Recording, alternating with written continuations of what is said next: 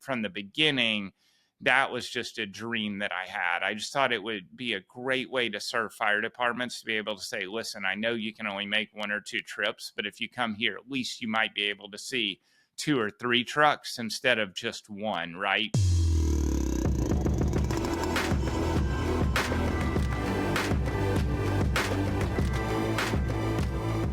So, welcome to the 2448. James Wessel from Brindlee Mountain Fire. I am so excited to have you on. We've been waiting to connect for a while, and here we are. So today is the day. Welcome. Thank you, Sam. Pleasure to be with you. Yeah. So kick it off and just give our audience a bit of a high level. Like, what is Brindlee Mountain Fire and what is James Wessel in the fire service? These two things together. Thanks, Sam. So Brindlee Mountain Fire Apparatus is an Alabama-based company buying, selling, and fixing used fire trucks. We try to keep it pretty simple here. So think about us as a used car lot for fire trucks that also provides service to customers that need it when they need their trucks repaired. That's awesome. Have you been like, are you obviously I know the backstory, I know you're a fireman, but like, have you been a fireman a long time? Did the fire service come first, or how did these two kind of things become related? Yeah, thanks for asking. So became a firefighter in 96, EMT in 98.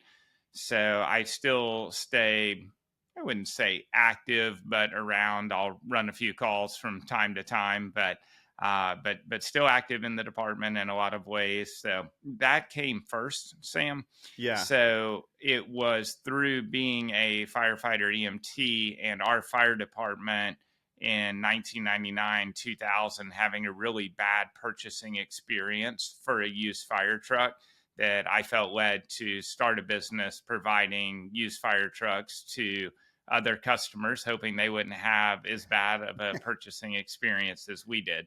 That's so interesting. Was it in your area where you are in Alabama, somewhere, same fire department? You've been in the same area for a while? Yeah, it's actually Brindlee Mountain Volunteer Fire Department. So when we decided, well, hey, let's try to buy and sell a fire truck, we just named it Brindlee Mountain Fire Apparatus. So I think if we had known that it might become a little bit larger than we understood the possibility was at that time, we might have picked a name that's a little easier to spell or say, because we get everything from Spindly Mountain to Friendly Mountain to, all kinds of different derivatives there. And the spelling has an equally wide number of derivatives. But you have an easy website though, right? We have firetruckmall.com. Like, you want to go to the mall and shop for a fire truck. So I always crack up when I go to it, because I'm like, Brindlee, I don't know how to spell Brindlee. And I'm like, whatever, fire truck mall, go. I get there. And then fire truck mall, a little easier than Brindlee. So I'll go clicking around, and then Billy or someone will call and be like, hey, I was just curious. Can I help you with anything? And I'm like, you guys have the best systems. I want to hear about these later, but it's always a great experience being on your website. That's a Billy question, not a me question. That's so good. Well, tell me about the fire service as kind of a part of your life. I feel like, this fire truck business that I'm going to hear about on the show today is such a unique part of what you do today, but something had to drive you towards being interested in the fire service. And I'm curious, what was why did you join the fire department, or what was your background like? Sam, I'm embarrassed to answer that honestly, but it's a fair question and deserves an honest answer. So there's really not much public safety background in our family. Had a cousin who was a Miami-Dade SWAT team member, police officer, and then later flew a helicopter for the Miami-Dade police department. But other than that, no fire, no EMS anywhere in our background. But I was driving through a rural area in late 1995, and there was a car that had run off of the road, and a young guy pulled up in a pickup truck with a flashing dash light. You probably don't remember these things, and I can't remember who manufactured them, but basically he had this one rotating light in the middle of the dash, and then it was like, I don't know, 5 sort of like mirrors behind it. Exactly what you're talking about. And Sam, I just was like, that's the coolest thing that I've ever seen.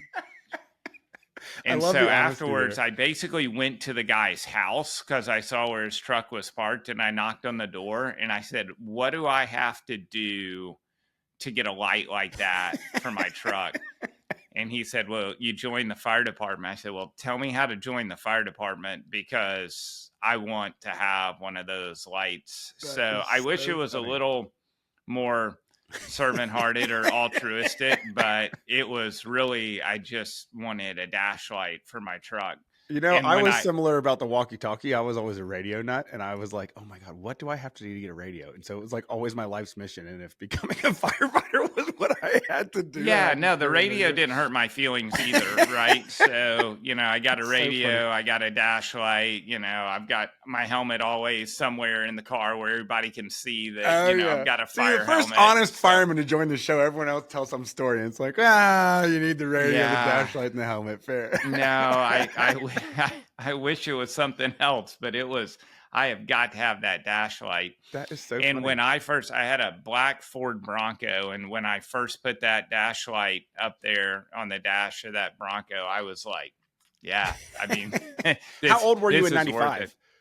Yeah, so I hadn't turned 20, or let's see, I hadn't turned 21 at that point.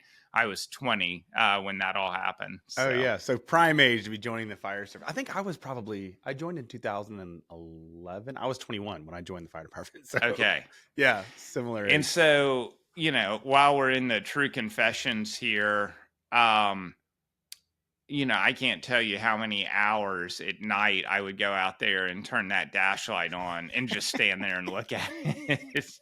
I just look at it from every angle. It's just like, so funny? that's awesome. I teach a class about lighting. And so like for our audience, we're 2448 is a show about first responders, but I also run this lighting business. So I teach this class about lighting. And one of the things I talk about is that the scene lights are a tool to help you see, but the warning lights are so much more than just like, they actually say something about like, they talk about your role, the identity. When we talk about flash patterns, I mean, when I was 21, I sat out in the yard and cycled through 8 million flash.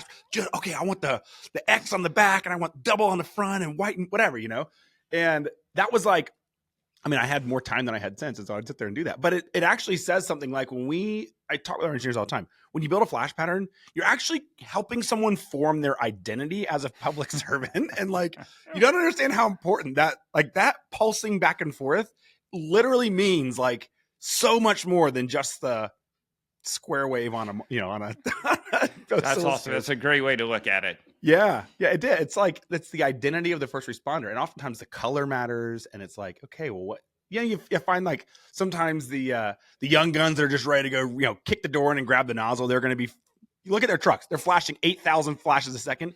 You look at the old dogs, they're just showing up and they're going to make their plan and put the fire out probably twice as fast, but doing it at 10 times, 1/10 of the speed. But their flash pattern is very slow and methodical. It's like, okay, it says a lot about the personality of the firefighter when you look at their lights. But absolutely. So tell me about the onboarding experience when with your very honest, I'm getting into the fire service. I love the dash light. Then what was it like to actually then go from a 21-year-old kid with a flashing light in their car to the point when, obviously, when you're involved in the purchase of an apparatus, you're clearly more involved than just for the purpose of a flashing light. What was your fire service experience like, and what were you doing at that time? Yeah, so I think the progression was at first just the uncontrollable adrenaline of running calls and some of the irresponsibility probably of doing it at that age. I remember at one point almost losing control. I was driving a Crown Vic on that particular call, but I remember almost losing control on a grass fire call and looking down as I hit this curve and realized I was like doing 93 miles an hour in a Crown Victoria on a 2-lane road going to a grass fire at 21 years old. Yeah. And just thinking, oh my gosh, like, what in the world am I doing here? And so I think that was sort of kind of a turning point for understanding the gravity of what you're doing, the seriousness of it, the risk. And I think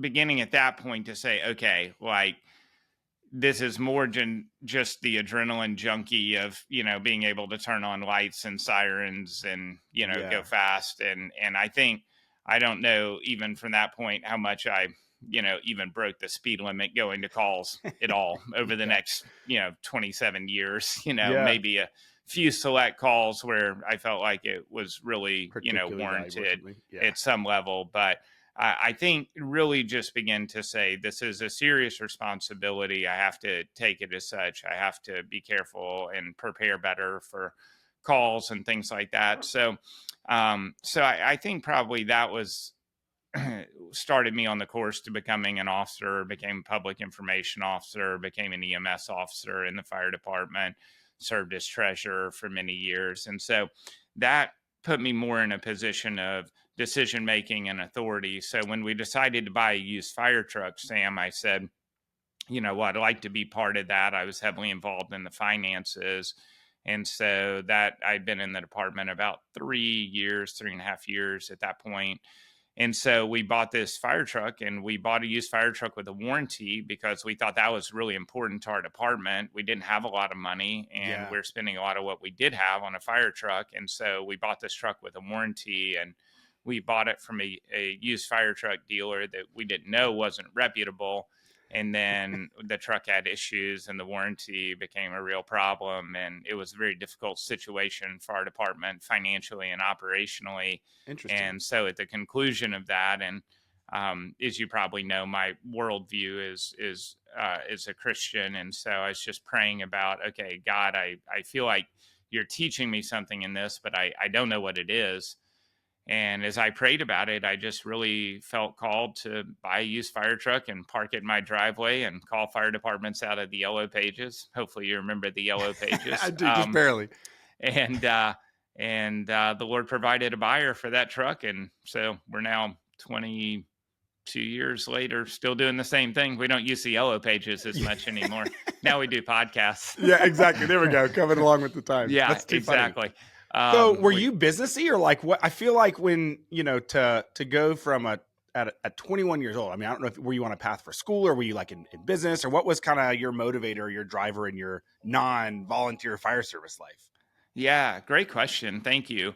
So my grandfather had owned his own small business, and then my dad had owned his own small business. So maybe genetically some inclination to own and operate a small business. Yeah. So grew up probably around a little bit of business, but my father had passed away in 1995 unexpectedly from cardiac arrest.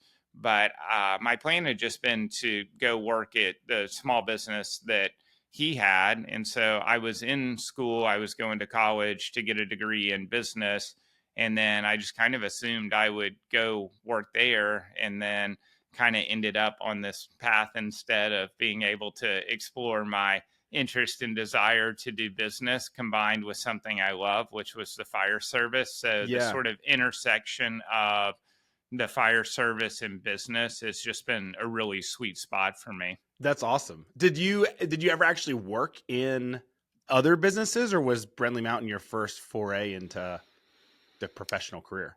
Yeah, so I've never really much had a job, which is great. I turned 49 next week, and it's wonderful to be able to say I've made it this far without actually getting a job. So, but I worked some at Burger King in high school and a little bit at Burger King in college. I drove an ambulance for a city nearby for a while, and I worked in an Exxon gas station for a little bit. But basically, Brindlee Mountain has been my only actual job. That's so funny. What was that first experience like when you think about, like, someone asked me the other day, like, did you imagine that high vis would be like it is, when you started it? And my response was, no, I was literally like schlepping a flashlight or whatever I was selling. I was just trying to make $1. It wasn't like I wasn't intending to build a business. Was your thought, let me go build a business? Or when you kind of bought that first truck and kind of were trying to feel this out, where was your mind at? Yeah, very similar to yours, and very similar to where it is today. Like, we're just trying to buy and sell and fix the next fire truck, right? Yeah. But no, the only sort of vision that I really recall was, it's so hard as a small volunteer fire department to make multiple trips to look at fire trucks in different places. Like, we didn't have the budget, we didn't have the time off from work. Like, we didn't have the luxury, Sam, to like be like, well, let's go to Nebraska this weekend and look at a truck. We'll go to California next weekend. Then we'll go to New York. And so when I bought the first fire truck and put it in my driveway, like the one thing that I remember consistently dreaming was someday to have enough inventory that if a fire department was going to spend their money to come look at trucks and take time away from their family or jobs to come look, that maybe we would have a big enough selection that they could look at more than one truck in one place. Oh, that's So I remember like from the beginning, that was just a dream that I had. I just thought it would be a great way to serve fire departments to be able to say, listen, I know you can only make 1 or 2 trips, but if you come here, at least you might be able to see 2 or 3 trucks instead of just one, right? Because is that like if your head's set on one and then you get there and you're like, oh shoot, this actually isn't right. It's like, well, don't worry, you didn't waste your trip. Here's some other stuff that might work. Exactly. Because if you go to, you travel from Alabama to Kansas and look at one truck and you just get there and realize it's not the right truck, it's a lot of frustration. It's 4 people that have traveled. We've spent department money to be there. And so I remember that dream. But as far as, any sort of grand business plan or, hey, 22 years from now, we would like to be here. None of that existed. I mean, we're just fully dependent on the Lord for the next sale. We were then, we are now, and we have been for every day in between. And so you just don't really know. I mean, when you work in sales, what do they say? You wake up unemployed every day, right? So, yeah, that's a great way to put it. I like that. But I also had no concept of the size of the market. We were interviewed in a local newspaper. I don't know what it would have been, 2004 or 5 maybe. And they said, so where does the business go from here? We were probably 4 years old at that point. And I said, well, we've reached a top line sales of X amount. And I don't imagine that the market is any bigger than that. So in my opinion, we probably have reached as large as we're ever going to be. So at this point, our focus is more just kind of on profitability, efficiency, systems, but I don't really have any vision that the business will be any larger. I wanted it to be larger, but I just felt like that's probably as big as the market was. Yeah. And today we're probably 35 times the number that I was quoted in the paper as saying I thought was the peak. So it was a much larger market than I ever anticipated that it would be. Yeah. So I have 2 questions. One, well, I'll start with the first. So I like the way you're thinking. Like even in that time, like you don't know what the future holds, right? But when you're looking at a business where you think, okay, I may be maxed out. I think that a lot of our audience are firefighters that have started businesses, and I always like to try and like work in bits of like, hey, here's a nugget that you pay attention to this. And I think it's interesting that you talk about, okay, we were in land grab mode, we're growing. When the market size felt like it was capping out, you're not maxed out in your ability to make more impact in your business. If you focus on efficiencies and if you focus on EBITDA or profit or that sort of thing, it's like you can actually take a business and not grow your top line at all, but still grow your business by pushing your bottom line down or reducing expenses or whatever. I think that that's a really, if you missed that in the story, I think it's a really important thing to think about, where coming at business from more than one angle, from just growth, can be bottom down or top up. And both of those things can work, So yeah, absolutely. I mean, the inclination is always to look outside the building for additional revenue or grow top line. But the reality is often the quickest path to an improved bottom line or expanded bottom line is what's already happening inside the building. And how do we do that better? How do we do that more efficiently? How do we improve processes? But sometimes it's just not the most glamorous part of, chasing a new account or whatever the case may be. And I think you also have to be careful sometimes as you're out trying to obtain new accounts and new business that you're not losing business out the back door too, right? Yeah. So you've got a long-standing customer that needs as much or more attention as kind of the new shiny thing, but you've got to block and tackle on a daily basis and make sure you're retaining the business that you have, right? Yeah. So. Can you talk a little bit about the relationship between the used truck market and the new truck market? Because I guess for the sake of our viewers, I've met you 1,000 times at new fire truck events all over the country, whether it's dealer meetings or it's at customer sites or it's like out at trade shows. But I feel like it's such an interesting thought that the used truck market and the new truck market can exist side by side in the same space. But I'm curious, like, how does that work, and how did you begin to develop relationships in the spaces where it would feel like you're competing with these people, but you end up like being one of the most celebrated people in the room? Yeah, well, thanks for saying that. That's kind.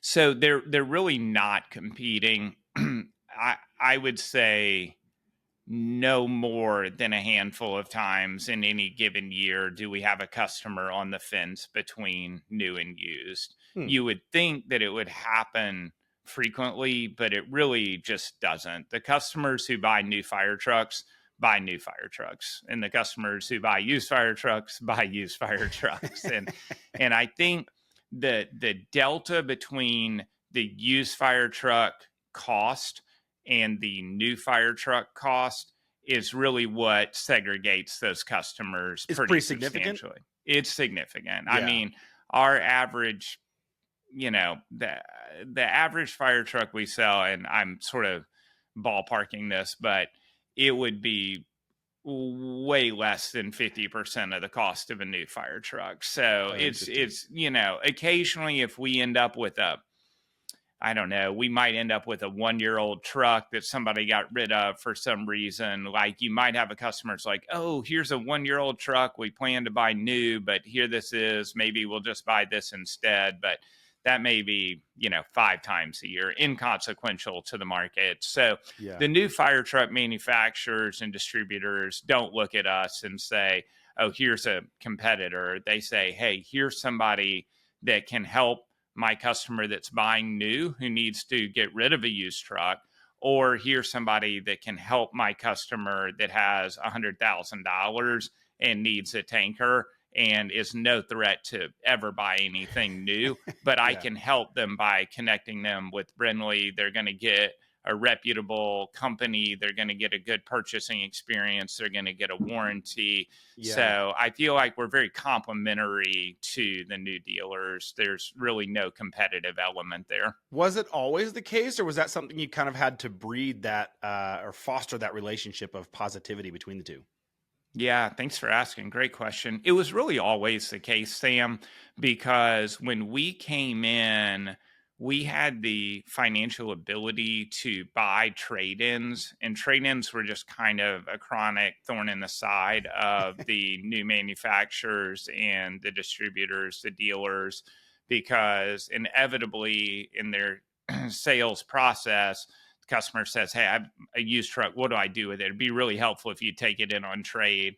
And they're just not anxious to do that. Used fire trucks are messy. They're not really consistent with what new manufacturers are trying to do. It's not really the focus of the new dealers. So when we kind of came onto the scene, we said, we can solve that problem and we can write you a check for it. The used truck dealers at the time that we came into the market were severely undercapitalized. Like it takes a lot of money to be able to do this. And thankfully we had access to capital.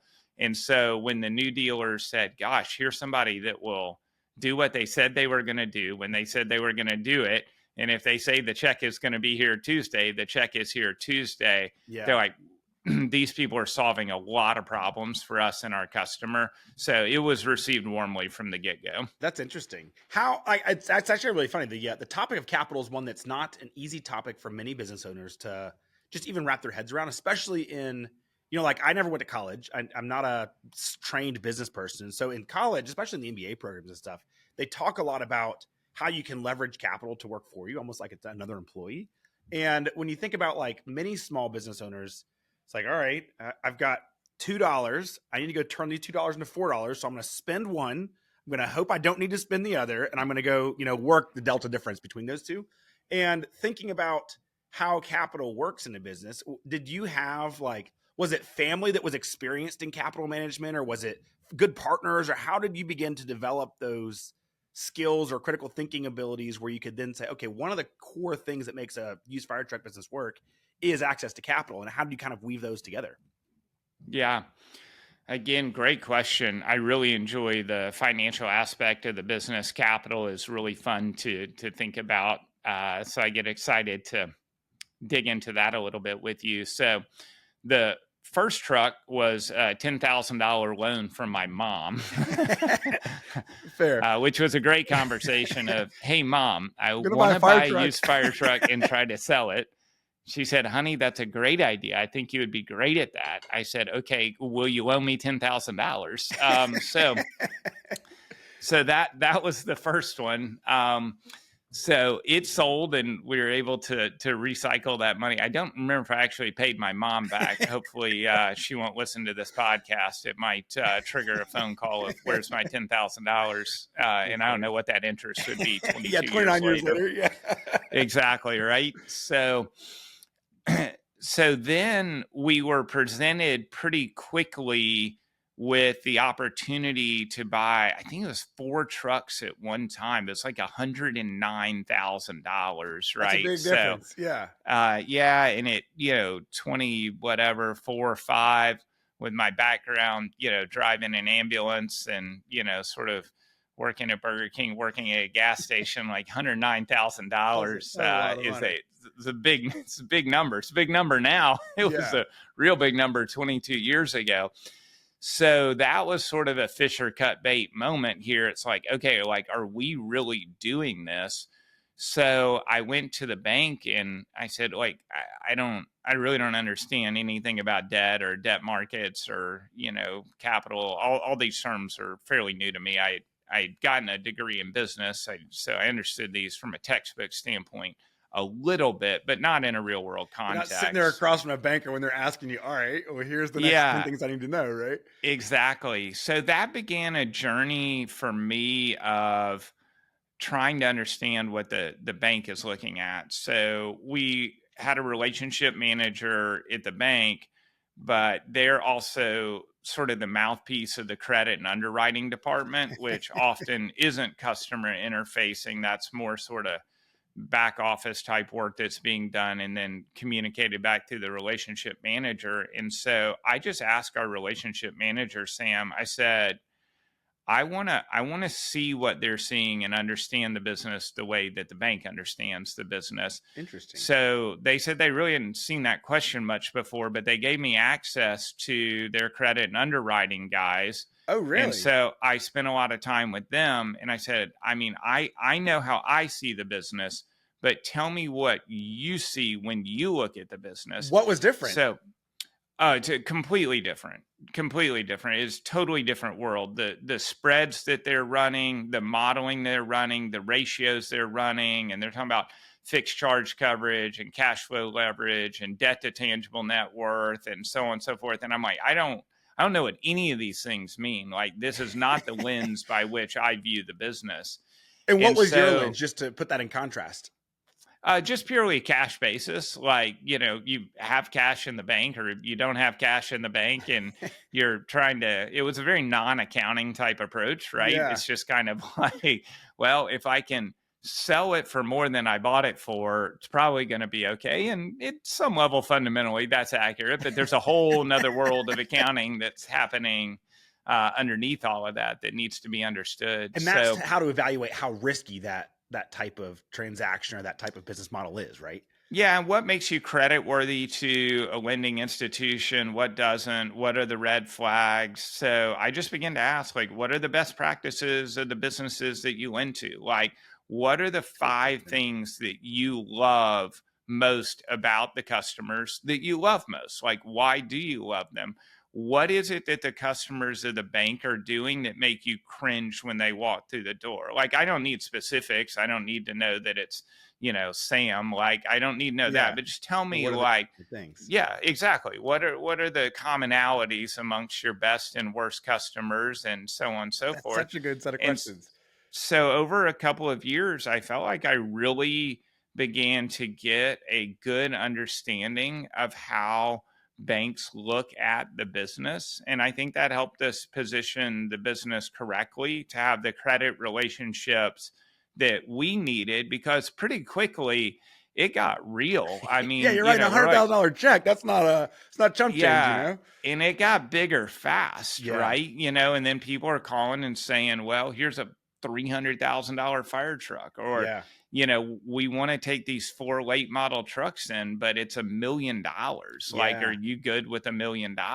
And so, um, so that credit relationship and credit management piece for us to be able to always tell the customer and tell the dealers, credit's not an issue. Whatever you throw at us, we can buy it, Yeah. and our money's good. And Yeah. so I think that helped build the reputation really well in the early years, that a dealer could call here and say, I'm sitting with a customer. He needs $2 million for his existing fleet for me to be able to sell him 11 new fire trucks. I'm counting on you. Can you do the 2 million? I say, we can. Yep. And they say, great. And they just take it as our word and tell the customer, yep, I got a trade quote for 2 million. And then the wire goes into their account for $2 million, and it just solidifies the relationship for, years to come. But That's so interesting. yeah, but thanks for that's the credit piece. You don't get a lot of questions about. So Oh, thanks for it's the asking part that. I'm so interested in this world. I got 2 questions. One is, so when you look at those 4 years you spent asking questions and learning things, I mean, I think that, there are probably answers that are counterintuitive to standard small business thinking. And there are also probably answers that are really valuable. If you had to overgeneralize, like what are the types of things that make a banker cringe, and what are the types of things that are really valuable? Could you share, like, just very general, like, what are some advice items in those 2 buckets that you've learned? Yeah, I think they speak a different language, Sam. Like, they just have their own vocabulary and vernacular around what they're looking at.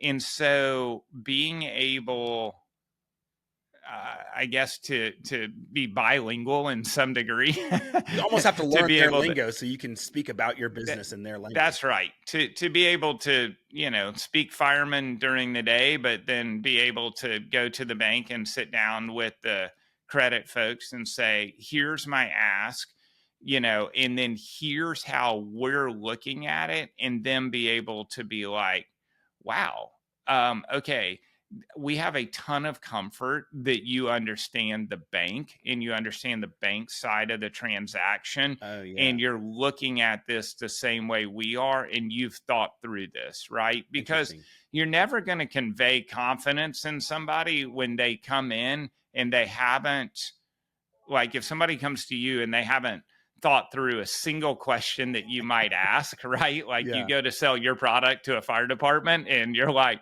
I never really thought about that, or that, or that, or that. You're like, I don't feel good about this at all, right? Yeah. I would have hoped you would have thought about this. Yeah. So I think when you go into the bank and you say, this is the credit ask, we've thought through it from how we think you're going to think through it, and here's all of our answers. And when you answer all the questions before they're asked, I think it just conveys a real sense of confidence from a lender standpoint. Yeah, I think it's a really interesting piece of advice, maybe the right way, I don't know what, but when you think about, like, how much of that work can you do on the front side so that you're showing up with a packet that's like, I remember years ago, I went to a bank and I asked, I think it was for $10,000 to buy a plasma table. I don't know if I've told this story on the podcast before, but I needed a plasma table to make some brackets so I could put lights on fire trucks. And I had $10,000, but if I spent the $10,000 on a plasma table, I had $0 and I couldn't run the business. So I go to the bank and I'm like, hey man, listen, I need to buy this thing, The equipment's worth about 10 grand. I need a loan. And the guy's like, you're 19. You have no credit. You don't own a house. No one's going to co-sign this thing. I'm not giving you an unsecured $10,000 loan. I'm not going to secure it with a table I can't sell. I'm not in the business of plasma tables. And I was so pissed. But now, knowing what I know about business, we did change banks years and years later when we finally became successful. We did change banks. I was so glad to do that. But either way, thinking back about what I know there, it actually wasn't that guy's fault. It's like, hey man, like, you need to think through this a little bit better. And had I thought through the questions to answer and the mitigating strategies and the whatever, like, I could have positioned that better. I still probably would have gotten told no, but I could have positioned it better where it wasn't just like, hey man, I need, why won't you do this? Because I think that so many people get so frustrated when they go to a bank and the bank is like, I can't write on this. And it's not a evaluation of the person. People so often are like, oh, those guys just hate me. It's like, well, I remember the guy that sat across the table and told me there's no way. He probably thought I was a fine enough guy. I have no idea. But I know that business model wasn't bankable. Now, I didn't then. You got to think about it that way. No, that's exactly right. I have those exact same stories. I understand that exactly. And I'm like, but this table's worth $10,000. I didn't understand the bank didn't want to own a used plasma table. That's right? the thing. I had no idea that they're like, we are not in the business of selling $10,000 tables. That is just not something we do. And I'm like, oh, well, I'm in that business. And they're like, yeah, we're not in your business. And the problem is, if you step out of business, we don't want to have to step into your business. And that's not our core competency. That's exactly right. Yeah, that's funny. So I want to dive into growing the business, because I feel like going from buying a $10,000 truck to helping someone, which I think is such a cool, we glossed over this, when you can help a dealer sell 11 new trucks by creating value from their existing fleet. It costs $2 million. There's this whole story that goes on in the financial world behind the scenes, but that enables that fire department to then purchase and stimulate the new fire apparatus economy, which is where we live. And then it also then allows other fire departments to then capitalize on that existing fleet, which is a good fleet. But I feel like that's good for both sides of the table, and you play a unique role there. And I want to know more about that growth. How do you scale, and what needs to be true to go from a $10,000 loan from your mom to a business? Because it can't just be capital. There has to be people. There has to be model. Probably has to be real estate. What else has to be true as you were scaling that business to be able to do those larger and more complex deals where all of a sudden you're going to end up with a fleet of fire trucks? They got to go somewhere. Yeah. Great questions. It's fun to talk with you, Sam, and think through these things. You've got such a great business mind, and you're just such a fun guy to spend time with. So thanks again for that opportunity. So, yeah. So, when you're looking at trying to grow something or, scale it, I guess is the word that's often used. But basically, when you're trying to grow a business, you're trying to think, like, how do I time all of the things that are required for growth appropriately, right? And that's very, very difficult because you're trying to grow your systems. Systems are very expensive. We spend a lot of money on ERPs and other things to make sure everything's accounted for, and processes and flows and customer information. But you also have to have people, but people typically require facilities. They certainly did in a pre-COVID world, and even post-COVID. Mechanics aren't great at working remotely from their kitchen table. Like, that's very true. Yeah, kind of need their tools, and they kind of need access to the truck that they're working on. So you've got all of these things that are sort of happening simultaneously, and growing businesses just consume cash. I mean, that's just really, that's just all there is to it, right? Yeah. So you're hiring more people, you're building more buildings. If you don't do that fast enough, you're not going to be able to provide the customer service that you really need to be able to grow the business, right? So if we don't have the facilities and enough personnel, and then we obtain the business and we can't deliver with excellence on it, then we're going to lose that customer. It's going to become a vicious downward cycle at that point, right? But if you go out and build a bunch of buildings and hire a bunch of people before you have the work, that creates another set of issues, right? Also a downward spiral, exactly. Another downward spiral. So kind of when you look back, it's fairly miraculous that we're here, and it's fairly miraculous that any business I feel the same way, ever grows and survives. So I think that's where Billy and I just are so cynical about business as a whole. Like, we just have trouble believing anybody will still be in business tomorrow, much less us. So, yeah. But yeah, that was really difficult. That's still difficult, Sam. We're adding some, I don't know, enormous amount of square footage right now. I was out walking around looking at the beams going up this morning. But I'm probably 2 or 3 years late doing that, because even after 2 decades of doing it, you still have these same problems of, gosh, do I spend that amount of capital on facilities? What happens if business slows down and I've got all this empty space? But if I don't do it, I've got, guys that are working outside, and I've got, so I think those I think those challenges just continue to exist, you Yeah. know? What were some of your first moves? What was your first hire? Or what was your first bigger, capital expenditure? Yeah. So the first hire was our assistant fire chief at the volunteer fire department because it was so important to me to be able to run calls with our employees. That was central to Brindlee Mountain, and it still is. So we still Interesting. run basically a battalion EMS vehicle out of here, and then we No actually way. run an engine from here. From the office, So because you got a whole crew of from firemen the there. office, yeah. That's So so cool. we go. It's pretty busy fire department here. We go about once a day on one thing or another during the workday. So pretty routine to see people get up from their desks, mechanics lay down their tools, climb on the engine, No and way. we'll send the engine with 6 or 8, and then it'll be trailed by the battalion. So How many guys are at the station? Is the majority of the staff or responders actually coming from your office? I would say 90% of the daytime calls are handled exclusively by our employees. No way. That is so We'll cool. get an occasional volunteer or two from the community, but typically they're all gone in the daytime to their jobs, and they know that we've got it in the daytime. So it's typically just us Monday through Friday, 8 to 5. So, but the reason that I hired the assistant fire chief was we knew we were going to be running calls. And so that made him the first hire. His first day was September 10th, 2001. So the day before 9/11. We owned about 10 fire trucks at that point, parked at the fire chief's house, the assistant fire chief's house, and parked at my house. We would just kind of scatter them around in people's driveways and yards and such.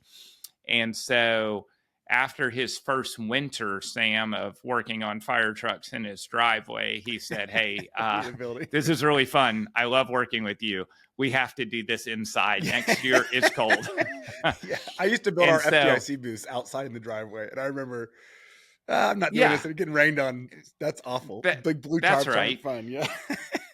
So that became another sort of like, are you gonna put your chips in and stay in the game here, because that involved building a building, right? Yeah. So I'm like, oh man, like this is getting serious, right? Yeah. Like, am I playing around here and this is a hobby, or is this like, woo? So I had bought 40 acres out here in the county, in the fire district where we live. It's just completely unimproved land, and I thought maybe someday put a house or something out there. So when Eric was clamoring for an indoor space to work, I thought, well, we can build a small sort of shop. Sure. He can work there, and then someday when this fire truck thing peters out, I'll have this kind of building that I can convert to a barn, or whatever the need is. You live on 40 acres, you need some kind of shop or shed for your stuff, right? So we specifically located that building on the 40 acres exactly where I thought someday I might need a shop, based on where I thought I would just build in a case house this someday. Doesn't go. This is my backup plan. I can use this for something else. Yeah, I'd say it was more than a backup plan. It was more what I thought was going to be the outcome. That's funny. But built that building, and within a year or two, we had outgrown that, and then we're building again, and then outgrew that, and bought more facilities down the street, and have outgrown all of that collectively, and now are building again. Are you still on the same 40 acres? Same 40 acres, yeah. That's awesome. Just with a million fire trucks parked all around. Yeah, that's right. So that's awesome. So yeah, so that was kind of, I forget what the question was, which means the answer. What was your first CapEx and what was your first hire? Those were kind of what I was curious about. Okay, great. We covered them. Yeah, that's good. So where did you meet? Now, I know you work with Billy, and I know Billy very well. So how did you and Billy connect up, and when was his entry into the business, and is he your partner in the business, or how does that all work? Yeah. So Billy and I are both from Huntsville, Alabama. We went to different high schools. We don't remember it, but we competed against each other in basketball in high school. That's awesome. And then he went to Auburn University and started dating a girl from my high school. And he was home doing a summer internship, I think his sophomore year. He's probably, 19 or so, 20 maybe at that point. And so we connected a little bit. He was interested in business. I was interested in business. We got together a few times. Then he went back to school. I kind of lost touch with him for a year or two while he's finishing at Auburn. Then he moved back and became a financial advisor. And so I picked him as a financial advisor for the, little sort of parsley investments that I had to make. But we would just talk for hours about investments. We were interested in new things. We were trading options for a while. We fancied ourselves as like, everybody wants to be that guy to be able to be like, well, Sam, I do a little day trading, little options, Yeah, exactly. It seems to work fine for everybody else. At least that's the way they always tell the story. Everyone I know that does day trading makes money. Yeah, except Billy and I didn't. That's awesome. But we had a ton of fun, and it was kind of, it's sort of, I guess, just glorified gambling. Now we gamble on fire trucks. People ask me if I that's business, ever go to casinos. I'm like, no, do you know what I do for a living? Like, I gamble 40 hours a week. Yeah, like, that's a really funny point. But we were so close. We literally would talk for hours a day on the phone. And then when I went and talked to him, I said, man, I'm thinking about buying this used fire truck. I've talked to my mom about it. The two people I went to, Sam, were my mom and Billy. Oh, really? And said, I'm thinking about buying a used fire truck. And I sat in Billy's office at his financial services firm. And he said, man, like, that'd be perfect for you. So he's been like an advocate from the beginning. And so about a year and a half into the business, it was starting to grow a little bit. And I just told Billy, I said, man, like, I'd love for you to come here and do this. But Sam, he was on the most incredible track as heir to the throne of some of Huntsville's biggest accounts. And he would have made a fortune staying there. And they had a path laid out for him. I mean, he was like the golden child at the firm. And so this idea of getting him to come to Union Grove, Alabama, to the middle of a 40-acre cow pasture and sell used fire trucks. But he just saw a lot of meaning in the work here.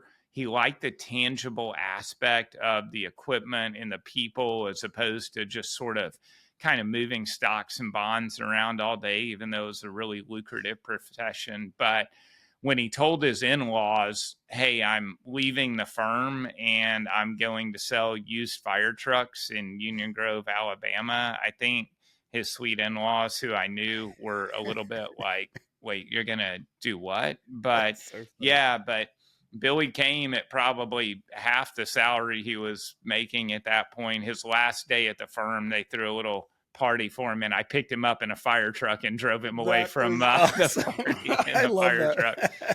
And he's been here ever since, probably 20 years or so. But I've always viewed him as a partner in the business, and he's just the best friend that I could ever ask for. I was the best man in his wedding when he got married. And business partnerships are delicate, right? Like, when you're dealing with people and money, like, it can just get sticky, and very few people have positive things to say 20 years later being in business together. But we've had a blast, and I can't imagine somebody better to have done it with than Billy. It's so interesting how valuable partnership can be when it's done properly, and it can be so fragile too. I feel like it's not lost on me that so many times people get into business partners and other stuff, and you just don't click right, or you view cash differently, or you view the value of your work differently, or just the world in general, your worldview is different. Politics. I mean, all these things can make a partnership not work, but when it does work,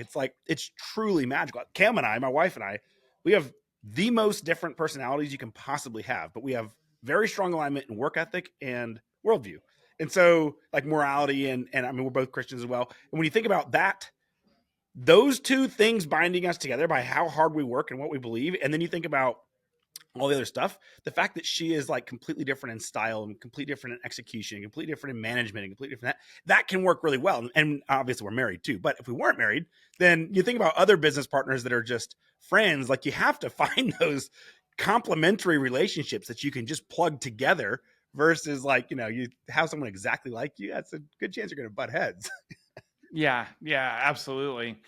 I think one story for us was Billy and I I don't think we were in business together yet. I think we were just friends, but we were in a meeting with these two guys. They owned an oil distribution company, a jobber. So they basically would deliver gasoline to, I don't know how many, 60 or 70 convenience stores. But these guys had been business partners for 40 years. Holy cow. And in conversation, we were talking and they said something and they said, well, we'll both be in Montana next week and or something. And we were just curious, sorry, what are you guys doing in Montana? And they said, well, we're going on vacation together.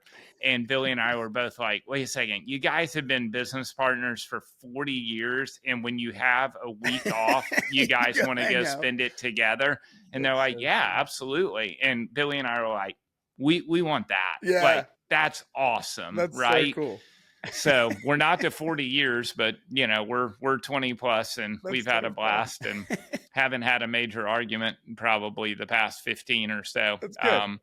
I only remember one, and that was I wanted us to throw the football after work, and he had been married a year or two, and it's like, listen, man, like I can't hang out after work. Like I got to go home, and I was still single, and I'm like, well, let's just throw the football for a few minutes, you know? And he's like, well, no, man, like I have a wife, like I have to go home. And I'm like, what do you mean? Like, you're not going to throw the football with me? And somehow like that we almost came to blows. That is so funny. You had to be like separated. I don't know what happened, but my wife and that was our last argument. It was about playing football together. Wasn't really related to the business. Our last was over painting a closet. My wife and I had nothing to do with business. When we move money around, we hire, we fire, we merge teams, whatever. And like, we can't paint a closet together. We can do that other stuff. No problem. And it's like, all right. It's funny what'll trip you up sometimes. Yeah. I want to know more about this as you look forward. One of the things that I think is most interesting about your business is that now you're beginning to grow fingers in other areas that are very related to your core of used fire apparatus. But, you know, stuff you're doing in the refurbishment space, stuff you're doing in the more global fire service world. I want to know a little more about how you've grown this business from, or maybe even started tangential businesses that relate to the same core competencies you've built, because I think it's such a fascinating story. Curious if you're interested in sharing any of that. Yeah, so we've gotten to do some really fun things that are sort of adjacent to kind of what we would consider the core business. So the core is still the core and will always be the core, which is we buy, sell, and fix used fire trucks. Yeah. So that's who we are and what we do. But there's been all kinds of little interesting things that have sort of sprung forth from that. So what do I mean by that? So we do a lot of ARF work now. So we do a lot of ARF refurbishment, both domestically and internationally, for people that want to extend the life, in both private customers and Department of Defense that want to extend the life of their ARF. And ARF is airport rescue firefighting, the big crash trucks you see at the airport, for those that may not know. That's right. Yep. That's right. So you think about an airport or a DOD branch that has an ARF, and they say, hey, a new one's expensive. It's difficult for us to acquire, but we need another 10 years or 15 years out of this. So that's become a real competency of ours, is this ARF refurbishment. And then we also maintain a really large fleet of ARFs that are available for lease. Is that so you can get one in for refurb and not leave them stranded while you're doing the refurb work? That's right. That's right. And then there's a whole host of other customers that need leases. Sometimes it's 6 months, sometimes 3 months, sometimes it's 3 years. But this ARF leasing has become a really interesting part of the business. So there's this whole kind of ARF leasing and ARF refurb. Why would you ever need to lease an ARF truck? I mean, maybe I just don't understand. Yeah, great question. There's a couple of customers that need to lease an ARF. So if you're an indexed airport, right? So you take commercial air traffic and you have to maintain a certain level of ARF readiness, or your index can be in jeopardy. And that can be all the way up to somebody as big as, you know, Atlanta Hartsfield, where if they've got 2 ARFs down, technically the FAA could come in and say, we're restricting the amount of commercial traffic that you're able to take. Oh, And interesting. they're scrambling to find an ARF. So it's almost like a you have- business case. Like, hey, if I've got to do major maintenance or major service and the business relies on that rating, then you might literally need, like, I have got to get a truck right now or else my airport shuts down. Absolutely. Oh, interesting. So the other big customer is federal contractors. So like here in Huntsville, we have a business that has, well, actually there's a couple of businesses here in Huntsville that have federal contracts for refurbishment of military helicopters. One does Blackhawks and the other do a different set of helicopters for the government. But as part of that contract, they have to have an ARF on site. So we lease ARFs to these businesses because the contracts are like a 3-year with 1-year options. Yeah. They don't want to go out and buy an ARF. What are they going to do with it at the end of the contract? Yeah. Just like your bank doesn't want to sell a used plasma table. They don't want to be in the used ARF sale business, fair. right? And that's exactly where you play. So it works out well. So they say, hey, give us a quote on an ARF per month basis for 36 months with 1-year options to extend. And we're just going to price that into our contract because the federal contract requires that we have this ARF on site. So that's awesome. So we have this ARF refurb and ARF leasing, which has been a ton of fun. We have a fairly robust fire and EMS real estate division. So we will actually build fire stations and lease them to municipalities and fire departments that need the station but can't deploy the capital to be able to do it. Interesting. So it's basically a commercial real estate transaction, but it's focused in the fire and EMS world. So we'll do a build to suit. A city or a fire department will come in and say, hey, I need a new fire station, but I can't take that debt on the balance sheet right now. But here's what we'd like to build, and we'll just come in and build it and just lease it. So you buy the land and then put the building up and then put them in it and say, all right. Yeah, we'll buy the land, or if they own the land, they'll do it what's called a conveyance build to suit deed. So basically, they'll just deed the land over to us at no charge, but we're obligated as part of receipt of the land that we're going to execute on this building of this building. We can't just be like, oh, hey, thanks for the land. Yeah, interesting. Maybe I'll build a house there. Yeah, exactly. So we do that. So the real estate piece is really, really fun. That's just been kind of an interesting little thing. We do wildfire response now. So we do some wildfire work out west, like contract work or something. Yeah. For the insurance companies and for individuals, we're not a federal contractor. We're working more with private clients on that, but that's been a lot of fun. Interesting. And then we do just private turnkey fire protection for communities across the U.S. This is I'm so interested in. I think it's just the most amazing business model.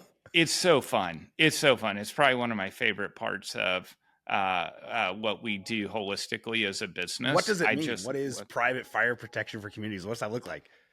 Yeah, so basically we're dealing with high-end communities that are being developed in areas that are underserved by governmental fire protection. So they will contract with us. We'll come in, we'll build the fire station, we'll supply the people and equipment under contract to the community. Usually we're working with the HOA or with the developer.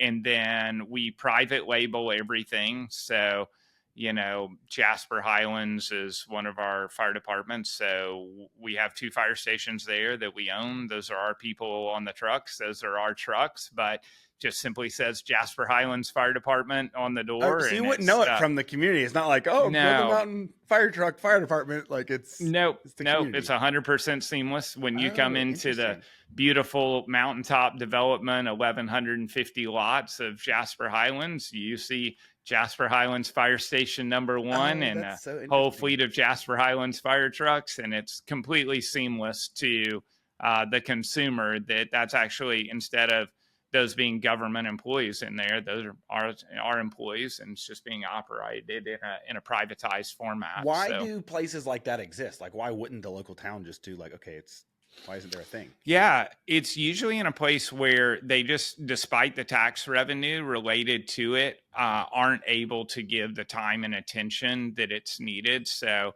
you have a developer going in and, spending hundreds of millions of dollars on a development. And instead of the nearest town saying, well, sure, yeah, if you have a fire, call us, we'll come. It's a lot better for the developer to say, we've got our own fire protection here, dedicated concierge service to the people that are buying lots and building homes in here. Yeah. And it's a real sense of community pride and identity to be able to have that, instead of saying, oh, we're protected by, this nearby town or whatever. Is there a funding mechanism for it? How do you even, do the people have to subscribe to the fire service, or is it like, hey, part of your taxes goes to the community and then it just does, how do you bridge the public-private gap? Or is that like the secret sauce I shouldn't ask about? Yeah, no. And it varies from contract to contract, but typically the HOA is doing a fire and EMS assessment, either on a per lot or per home basis. And that's what's driving the revenue generation for how they're paying us for the services. Got it. But the piece of that really makes it work, Sam, is usually these are ISO class 9 or 10 communities that we're going into. And then we're pretty consistently able to deliver a 4 or 5 class rating. Oh, interesting. Within about 12 months of establishing service.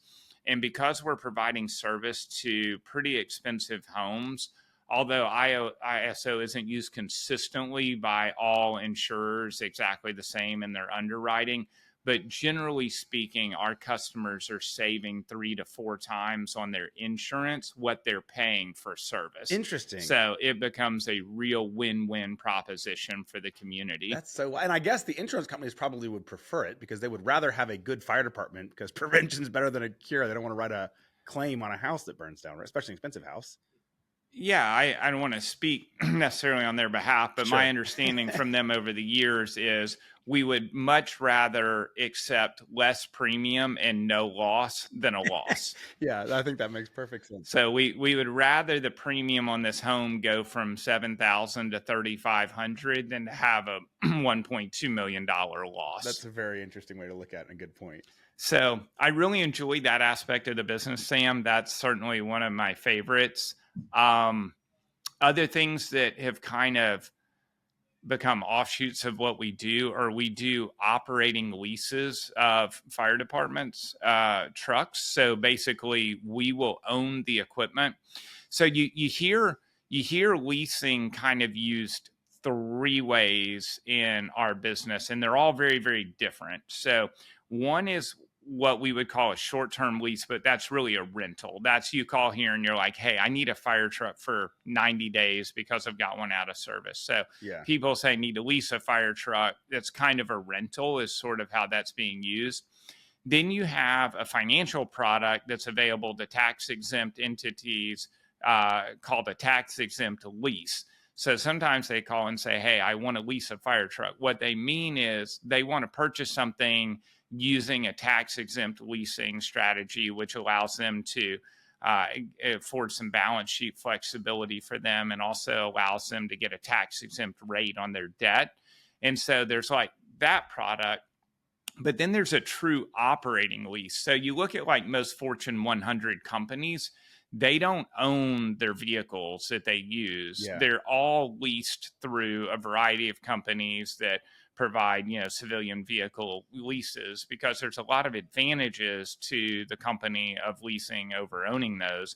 Well, we provide that to fire departments. So last week in New Jersey, we had a fire department that needed 4 ambulances, wanted to do an operating lease. So we will actually buy the 4 ambulances on their behalf from new trucks. These are all new trucks. Interesting. So we'll actually buy the new trucks, and then they'll do an operating lease with us. And I think from a fleet management perspective, which we have studied in depth for 2 decades, I think that the operating lease structure is the most efficient way financially to manage the fleet. And so I wonder at some point, as that information becomes more known in the coming months and years, if you won't see some of the major municipalities swap over to a true operating lease. That's So so interesting. that's probably the biggest thing that we work on that I'd be curious, ask me again in 5 years. I will. We'll have you back on the show. And I might say nothing ever came of that, or I might say, yeah, that podcast was the beginning of redefining how people manage the capital asset of their fleet. It's so funny. Separate conversation, but yeah, we really think it's the right way to manage the fleet. So that's become a fun little side deal as well. You guys have such a unique approach to used fire trucks. Sounds like I think of, you buy a truck for $1, you sell it for $2, and then you make your margin comes from the difference in selling the truck. You hope it doesn't break down. You might have to spend 50 cents to make it work, whatever, but this is a way more thought through and way more specific and intentional business model that leverages capital in a variety of ways, whether it's used vehicle, truly like I buy it, I sell it, I do whatever. The fire department saves some money, you make $1, like it's a good thing. But it's also like you guys are taking this approach to the fire department at a more holistic level where it's like, hey, fire departments are businesses. You can call them business. Some of them are private, some of them are government, but they are true. Like they have a budget. Those budgets have to be allocated. They have to invest them in vehicles. They have to invest them in people. And I think that you guys provide such a unique view into how can you leverage capital as a fire department to get the most bang for your buck, whether it's tax advantages or it's, just balance sheet advantage, whatever. I mean, it's just like you guys are in so much more than just the business of buying and selling used trucks. They're like helping people understand that conversation you spent 4 years developing with the bank people. I can hear it. I mean, I can literally hear like the way your thinking goes through is because of those 4 years of conversations. And now those have spawned this whole business that helps people that maybe don't have that firsthand experience capitalize on those 4 years you spent. So I think that's really cool.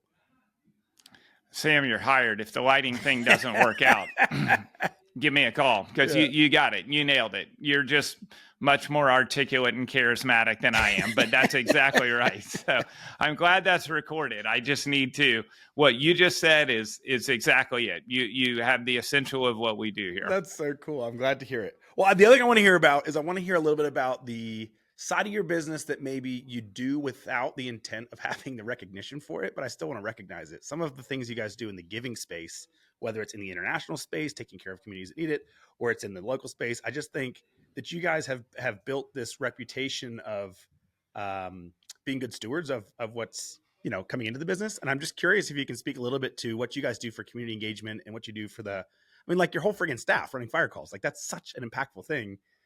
How can other business people do similar? And what does that do for you as a person, as a business owner, but also back for your communities? Yeah. Well, the Lord has just brought the most amazing group of men and women to work here that are just so generous to each other, to the community. So as a business, we want to join in the work that God's doing, right? So our team is great to come to us and say, we found this need today in our community. We were on a fire call and, this family lost everything and we need to go pick them up and take them to, Walmart. I mean, we've had some of our team members literally drive a mom and the children to the store while we were still on the scene. Still actively fighting fire. Yeah. And they're like, okay, there's not going to be much salvageable here when we're done. So right now, let's just head to Walmart and get you everything that you need. So those stories just abound in quantity because of the quality of the people that we have here. So whether it's domestic, whether it's international mission trips or aid trips, or whether it's being able to support fire departments that don't have the funding that they need to do what they do on a daily basis. I mean, there's no shortage of need ever right around us. And we're certainly not able to meet all of the needs that we see, but we try to meet as many as we can. And I really think it's driven by the people that are here. It's incredible people. I think that I've experienced that just with working with a few of them. And I think as we talk about our viewers and our audience that listen to the show, one of the things that's so interesting about business is business can be a tool to do good in the world. It doesn't have to be like the worldview around capitalism. Like I feel like sometimes people say, oh, it's this negative connotation. I think it's the greatest thing in the world. From the public safety side, like I work in public safety because I genuinely care about our community, and I work in business for the same reason. I care about the people that care about the community, and ultimately I still care about the community. And the fact that business can be used to generate a profit, I don't think is a negative thing. And what people don't always see in businesses, and what I want to encourage our audience to do, is remember that your business can be a tool to do good in the world. And yeah, it's okay to make a profit. And if you do, you can share some of the profit. I think it's a good thing. I mean, I know you guys do it. I know we do it. I talk to some other business owners that also do it. And those are the types of things that I think public servants that run businesses oftentimes have that in their ethos. And it's okay to do that thing. And I like to encourage it. I agree 100%. That's awesome. Well, wrap me up with some contact info. Where do I find you if I want to learn more about Brindlee Mountain Fire Department or Brindlee Mountain Fire Apparatus and equipment and like all the things you guys do? Where can I find you online? And is there anything else that I need to make sure our audience hears from you before we wrap up today? Great questions. So you can find us online at firetruckmall.com, like you would go to the mall and go shopping. That's probably the best place to connect with us. I'm sure there's all kinds of fancy icons and other things on the website that give you all sorts of other ways to connect with us. People younger and smarter than me are responsible for all of those things. As far as anything that you have not asked that would be fun to tell you,